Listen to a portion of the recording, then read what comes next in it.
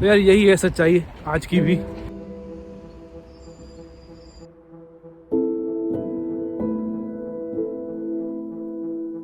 I was attacked on the wall from 2002. तो ये दीवार देखिए आज भी खड़ी है, बस इसकी लेयर बढ़ती जा रही है। सुबह खोलते हैं, रोज शाम को बंद करते हैं। हाँ जी, सत श्री अकाल जी, welcome to the Punjabi wonders YouTube channel. आज हम पहुंच गए एक नए देश में, द नॉर्दर्न आयरलैंड, और मैं हूँ यहाँ की कैपिटल बेलफास्ट में। तो अगर बात करें जोग्राफिकली तो it's part of the same island जिसमें कि आयरलैंड है, लेकिन politically it's part of the UK. तो जो कहानी है इसके पीछे वो काफ़ी इंटरेस्टिंग है, and it is very similar to the Kashmir conflict जो अपने इंडिया में है, कि पहले ये एक ही कंट्री था, फिर अलग हो गया, और इसमें भी ऑब्वियसली ब्रिटिशर्स का ही हाथ है और रिलीजन का हाथ है। तो एक्चुअली आज मैंने एक वॉकिंग टूर लिया है, उसमें हम बात करेंगे पूरी हिस्ट्री के बारे में। तो इस वीडियो में आपको काफ़ी सारी जानकारी मिलने वाली है, स्टे ट्यून्ड। तो यार एक्चुअली कल मैं डबलिन से बेलफास्ट आया था। तो एक ट्रेन चलती है, 2 घंटे की ट्रेन है, काफ़ी अच्छी ट्रेन थी। मेरा यूरल पास था तो मेरे लिए फ्री थी। और प्लस यहाँ पे अगर आप सोचोगे कि यार अलग देश है तो कोई पासपोर्ट कंट्रोल होता होगा, ऐसी कोई भी चीज़ नहीं है। कोई भी रास्ते में पासपोर्ट कंट्रोल नहीं होता। तो वैसे तो एक ही कंट्री था पहले, ये सारा का सारा ब्रिटिशर्स के अंडर ही था, लेकिन फिर 1919 से लेके 21-22 तक काफ़ी टर्मोइल रहा यहाँ पे। मतलब बहुत सारी चीज़ें हैं, वो भी आज जब हमारा पूरा टूर करेंगे तो उसमें जैसे जैसे मुझे प्रॉपर इन्फॉर्मेशन मिलेगी तो बताऊँगा आपको मैं साथ साथ में। बस इधर आगे जाके है टूर शुरू होने वाला। एक और इंटरेस्टिंग चीज़ है आयरलैंड के बारे में, मतलब बेलफास्ट के बारे में, कि यहाँ पे जो सबसे फेमस शिप है आज तक का, टाइटैनिक, वो यहीं से बना था। और वो हम कल जाएंगे, उसके बारे में भी बात करेंगे, वो अगली वीडियो में होगा। आज की वीडियो में हम सिर्फ बात करेंगे आयरलैंड और नॉर्थ आयरलैंड के हिस्ट्री के बारे में।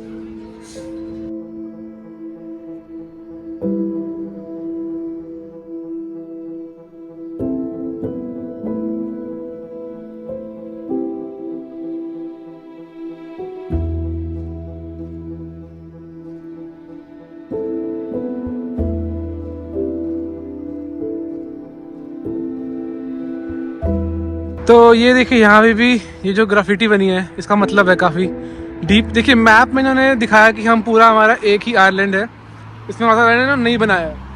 तो अभी क्या हुआ कि because Ireland is very like pro EU, तो ये यूरोपियन यूनियन का पार्ट था, लेकिन जब ब्रेक्सिट हुआ तो ये जो ऊपर वाला पार्ट है नॉर्थ आयरलैंड, वो EU का पार्ट नहीं रहा, क्योंकि यहाँ पे अभी भी पाउंड चलेगा। आयरलैंड में चलता है यूरो। यहाँ की नंबर प्लेट जो आयरलैंड की होती है वो EU की नंबर प्लेट्स होती हैं।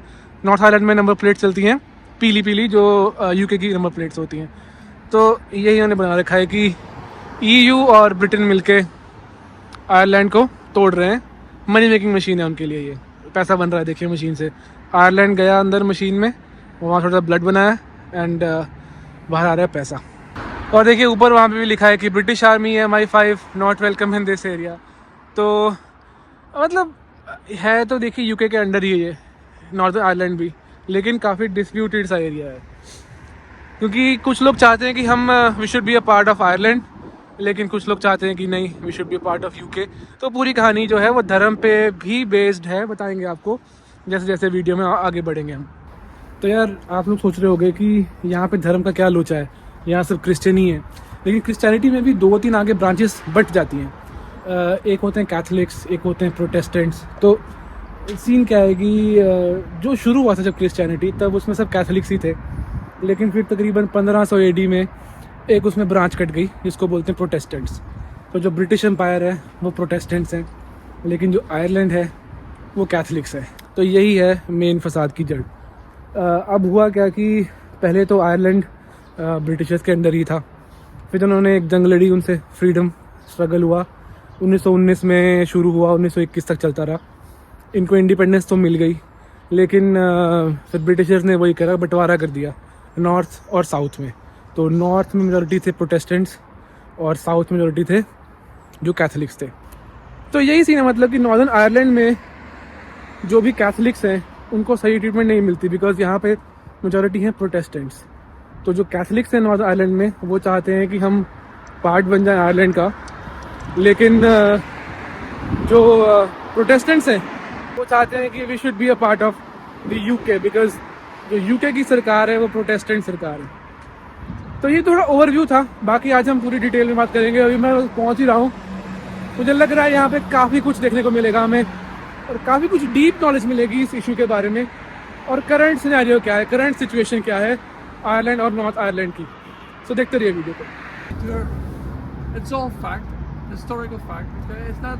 तो यार यहाँ से अभी टूर शुरू हुआ है। वो जो देख रहे हैं आप सामने वो वाइट है, वो वॉल है और यहीं पे इस बिल्डिंग में ही पहली कैजुअलिटी, पहली डेथ हुई थी जो इनका फ्रीडम स्ट्रगल था। मतलब 1916 में इनकी पहली अपराइजिंग हुई थी और 1919 से 1921 तक चला।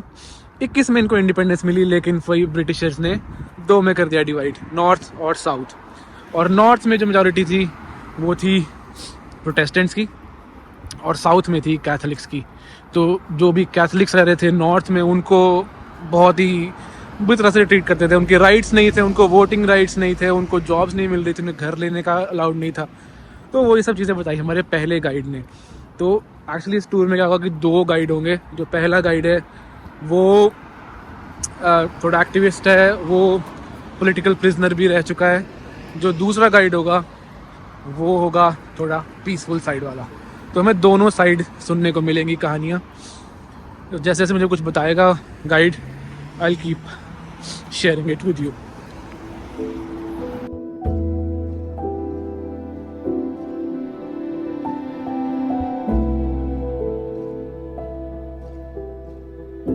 That's part of the peace wall.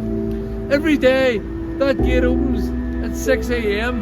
and every evening it closes at 7 p.m.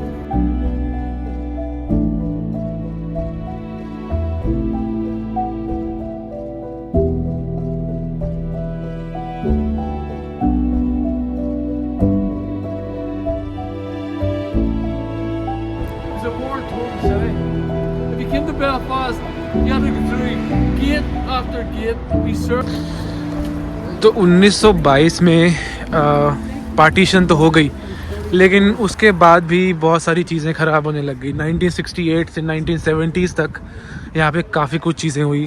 तो क्योंकि कैथलिक्स को मतलब उनको घर लेने की इजाज़त नहीं थी, वोटिंग की इजाज़त नहीं थी। तो अगर ये समझ लीजिए कि कोई अगर प्रोटेस्टेंट है, उसका दो घर है, तो उसके बाद दो वोट्स होंगी। तो ऑब्वियसली जो भी सरकार आती थी वो हमेशा प्रोटेस्टेंट ही होती थी। तो ये सब सीन में क्या हुआ कि काफ़ी ज़्यादा कॉन्फ्लिक्ट बढ़ गई यहाँ पे। और 1969 में जो वॉल बनी है, आपको दिखाता हूँ मैं आगे जाके, वो वॉल बनी है पूरे बेलफास्ट में तकरीबन 30 किलोमीटर की वॉल आज भी है और उनमें गेट्स लगे हुए हैं और वो गेट्स रोज़ खुलते हैं, रोज़ बंद होते हैं। तो अभी भी सिचुएशन 100% पीसफुल नहीं है। There's something damaged visible there. But तो एक्चुअली ब्रिटिशर्स ने यहाँ पे पूरे के पूरे शहर में जो भी स्ट्रीट्स के नाम रखे हैं उन सब कंट्रीज़ पे, मतलब कंट्रीज़ या शहरों के नाम पे जो उन्होंने कॉलोनाइज़ करी हैं। तो यहाँ पे एक बॉम्बे स्ट्रीट भी है, यहाँ जेरूसलम स्ट्रीट भी है, यहाँ पैलेस्टाइन स्ट्रीट भी है। तो या Britishers were just I don't want to say that word but समझ जाओ आप।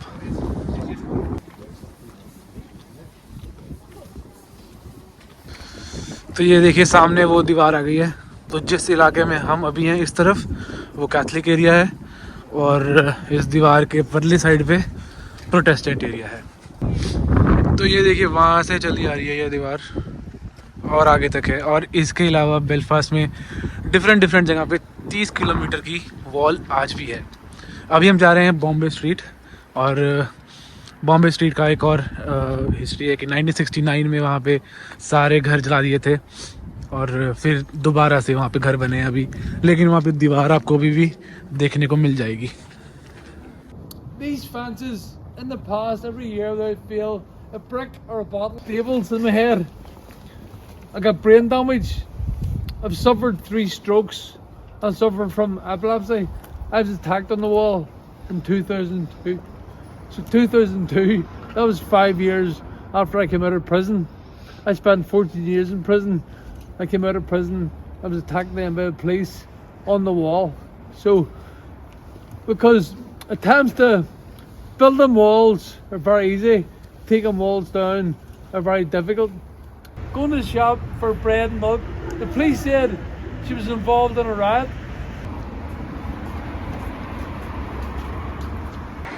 तो ये देखिए, ये गेट आज भी ऑपरेशनल है।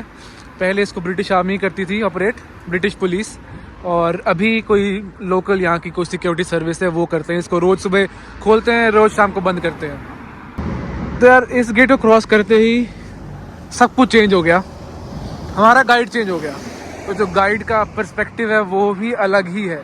जो हमारा पिछला गाइड था, he was more of a कि आयरलैंड शुड बी वन और ये सब चीज़ें, और वो बोल रहा था कि भाई कि क्या होता है ना, पे दीवार के इस तरफ से उस तरफ से आज भी अटैक्स होते हैं, किसी ने कुछ फेंक दिया, किसी ने कुछ फेंक दिया।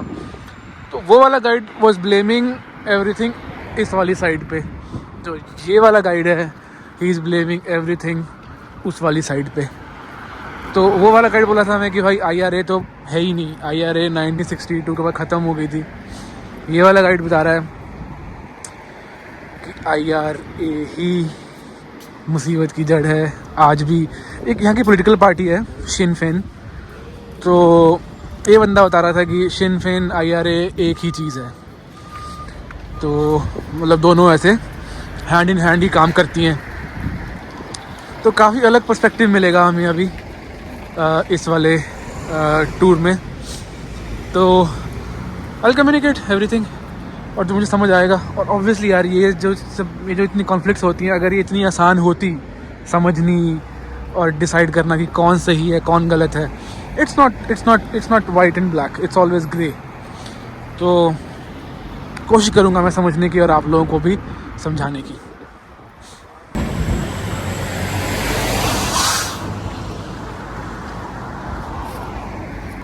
तो ये दीवार देखिए आज भी खड़ी है, बस इसकी लेयर बढ़ती जा रही है। ये दीवार 3 मीटर धरती के अंदर भी है, तो इसके ऊपर एक और लेयर बनी है, उसके ऊपर एक और लेयर बनी है। अभी हमें रोड क्रॉस करके उधर जाना है। तो हमारे गाइड ने बताया हमें कि यार इनकी लाइब्रेरीज तक अलग है, आज तक इनके स्कूल्स अलग हैं।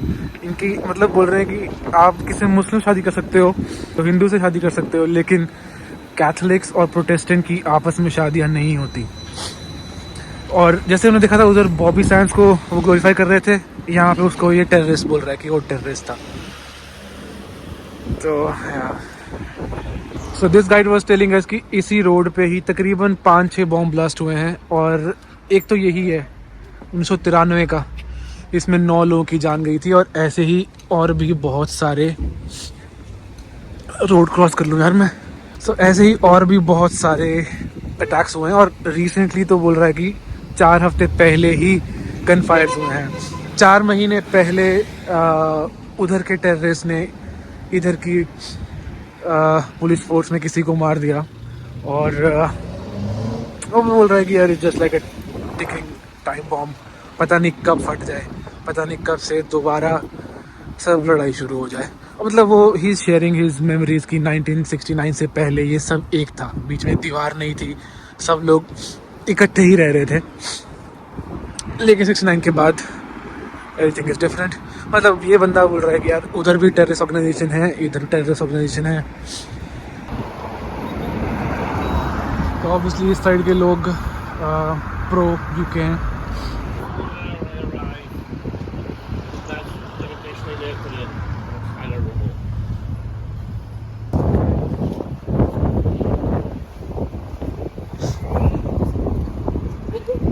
तो ये सब सीन्स हैं जितने भी पहले ब्लास्ट हुए। ये हमने देखा था दुकान के बाहर, ये वही तभी का सीन है। तो आज की जो सरकार है यहाँ पे नॉर्दर्न आयरलैंड की, वो यूके से ही गवर्न होती है, लेकिन यहाँ पे एक असेंबली बन गई है, उसको पावर्स ट्रांसफ़र कर रही है गवर्नमेंट स्लोली। और उनमें से जो मेजॉरिटी पॉलिटिशियंस हैं अभी, वो सब शिन फेन जो पॉलिटिकल पार्टी के हैं। तो मतलब इस साइड पे वही है कि IRA को टेररिस्ट ऑर्गेनाइजेशन मानते हैं कि उन्होंने ही ये सब करा है।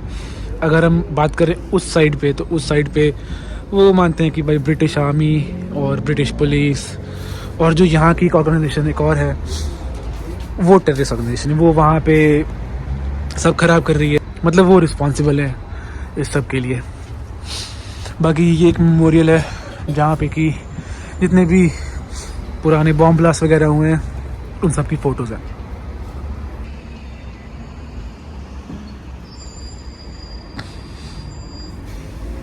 यहाँ पे 1996 में जो कैनरी वाफ करके जगह है लंदन में, और हाइड पार्क में। तो ये सब भी IRA के मतलब यार वही है, पर्सपेक्टिव देखिए आप कि जो हमारा पहला गाइड था उसने बताया कि भाई IRA तो ख़त्म हो चुकी है, IRA 1962 के बाद IRA कहीं है ही नहीं। मतलब ये सब ब्रिटिश सरकार जो इधर है, UK की गवर्नमेंट है, उनकी ये सब किया जा रहा है। और जो इधर के लोग हैं वो बोलते हैं कि नहीं भाई ये सब IRA का किया जा रहा है। तब 1998 में यहाँ पे एक एग्रीमेंट हुआ जिसको बोलते हैं गुड फ्राइडे एग्रीमेंट, और उसके बाद से ये किलिंग्स वगैरह काफ़ी कम हो गई है, ब्लास्ट ये सब चीज़ें बहुत कम हो गई। लेकिन अभी भी आजकल भी कुछ ना कुछ होता रहता है। अभी बताया उस बंदे ने कि 5 महीने पहले उन्होंने किसी बंदे को मारा था, मतलब उधर की IRA ने। और जो यहाँ के ऑर्गेनाइजेशन है उन्होंने उनको वार्निंग दी कि ठीक है इस बार हम कुछ नहीं कर रहे, लेकिन अगर तुमने कुछ भी और किया दोबारा तो हम चुप नहीं बैठेंगे। तो उसने बोला कि यार it's just like a ticking bomb, कभी भी फट सकता है और कभी भी दोबारा से ये पूरी लड़ाई शुरू हो सकती है। ये मतलब ये मैं बात कर रहा हूँ, एक कैपिटल शहर है बेलफास्ट, इतना बड़ा शहर है नॉर्दर्न आयरलैंड का, और एक कैपिटल सिटी में इतनी ज़्यादा कॉन्फ्लिक्ट आज भी चल रही है। कसूरवार कौन है, रिस्पॉन्सिबल कौन है, इसके अलग अलग पर्सपेक्टिव्स हैं। अभी आप देखिए उस साइड में देखा था मैंने, मोस्टली फ्लैग्स लोकल लगाए थे पैलेस्टाइन के। इस साइड पे मैं खड़ा हूँ तो यहाँ फ्लैग्स है इसराइल के। तो बात वही है कि दुश्मन का दोस्त दुश्मन है और दुश्मन का दुश्मन दोस्त है। तो यहाँ के लोग प्रो UK हैं तो भाई वो ऑब्वियसली प्रो इसराइल होंगे, वहाँ के लोग एंटी UK हैं तो वो ऑब्वियसली प्रो पैलेस्टाइन होंगे। बाकी यार यहाँ पे जो एग्रीमेंट हुए भी तकरीबन 30 साल हो चुके हैं, लेकिन अभी भी काफ़ी टेंस सिचुएशन है। मैं बताया उसने कि 2019 में एक स्कूल बना है, 19 मतलब 4 साल पहले। तो कह रहा हमने वो बोला कि हमें स्कूल चाहिए, एक प्राइमरी स्कूल, तो उन्होंने 2 स्कूल बनाए, एक दीवार के उस तरफ और एक दीवार के इस तरफ। तो 2019 मतलब अभी यार 4 साल पहले भी अभी भी वो टेंशन है। तो जो गुड फ्राइडे एग्रीमेंट हुआ उसके बाद भी नथिंग हैज़ रियली चेंज, मतलब काफ़ी कम हो गया है किलिंग्स वगैरह, लेकिन स्टिल पीस इट्स लाइक जैसे बोलते हैं कि तूफान से पहले वाली शांति टाइप सीन है यहाँ पे। मुझे नहीं पता कौन कसूरवार है, मतलब मुझे बताया कि कमेंट्स में काफ़ी लोग बोलेंगे कि यू आर टेकिंग साइड्स, तो मैं कोई साइड नहीं ले रहा। मुझे जो दिखा यहाँ पे, जो मुझे बताया गया वही मैंने शेयर किया आपके साथ। सो या that was it for this video. अगली वीडियो में बात करेंगे हम टाइटैनिक के बारे में, क्योंकि टाइटैनिक यही मैन्युफैक्चर होता है बेलफास्ट में, और फिर उसके बाद अपनी जो फर्स्ट जनवरी उसका एक्सीडेंट हुआ था वो सब बात करेंगे हम अगली वीडियो में। अभी के लिए good bye, I see you in the next one.